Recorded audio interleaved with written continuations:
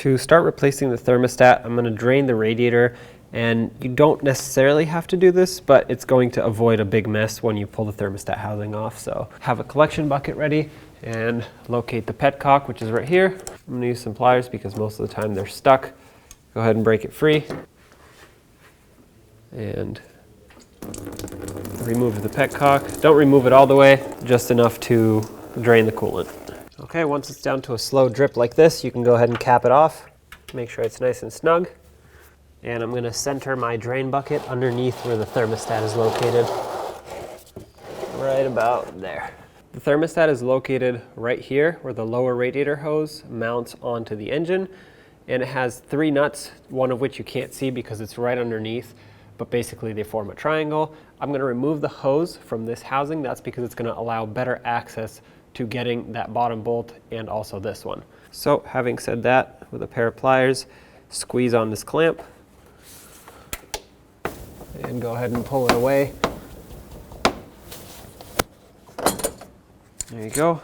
Now you can try and grab the hose and see if it comes off, but most likely it will not. So I'm going to use a pick that is curved 90 degrees. That's going to help me get right underneath this hose and break it free. Even if I can't get all the way around, at least most of it, if I can break it free, it'll help. As you can see, now it's moving. So try and wiggle it, twist it, and pull it away.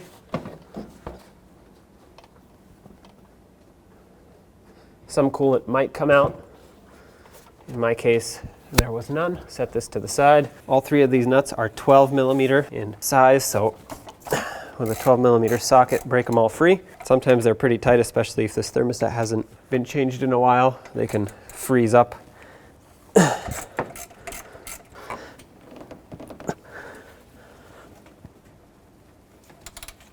Quarter inch definitely does not break these free, by the way. This bottom one is the most challenging because you can't see it. You're going by feel. So I'm going to remove that one all the way.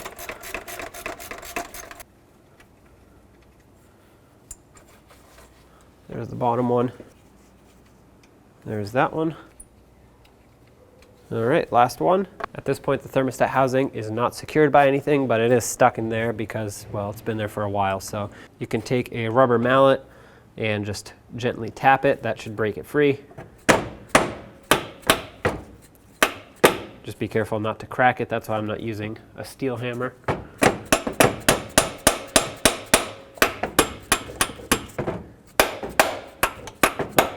There we go. That broke free from the top. Wiggle it back and forth, and it broke free from the bottom. Coolant will come out at this point, so make sure your collection bucket is centered to where the coolant's going to drip. And pull the thermostat housing off. And finally, the thermostat. Now is when more coolant is going to come out. There we go. So here's your old thermostat. I'm going to clean up this housing. I'm going to clean this surface right here. That's where it seals up against the block. I'm also going to clean the outlet for the hose. I'm going to use a wire wheel on a grinder, but you can also use a wire brush or a razor blade or whatever you have. Just make sure that this surface and this area are clean.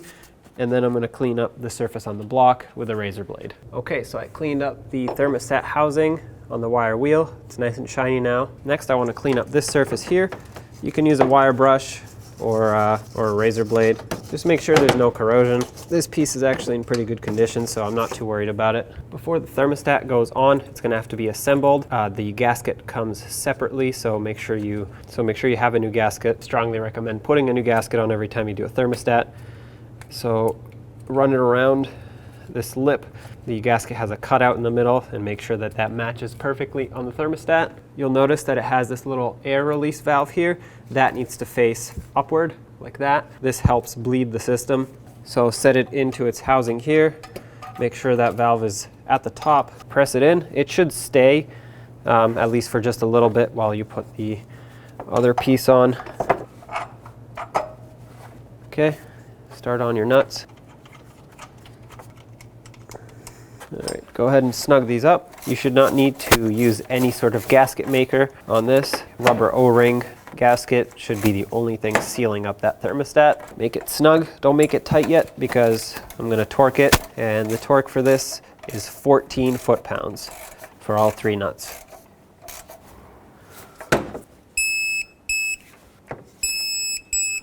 I can't really torque the bottom, so I'm just going to use my ratchet and make it tight. 14 foot-pounds isn't a whole lot, so this ratchet should do just fine. All right, that's nice and tight. Next, go ahead and reinstall your hose on here. And of course, reattach the hose clamp. Try to position it approximately where it was. That's going to help it seal up the best. Use some brake parts cleaner and clean off the serpentine belt where the coolant dripped.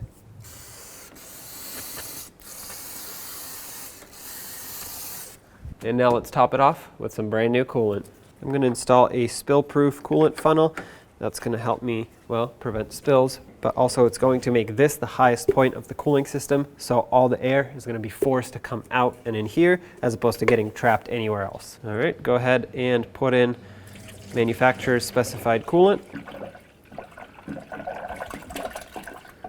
At this point, go ahead and keep topping it off until the coolant stops bubbling. Then you want to turn on the engine and run it with the heat on. So you want to have the heat on. You don't have to have it on full blast, but have the heat on. That's going to circulate the coolant through the heater core, and you want to wait for the engine to reach operating temperature.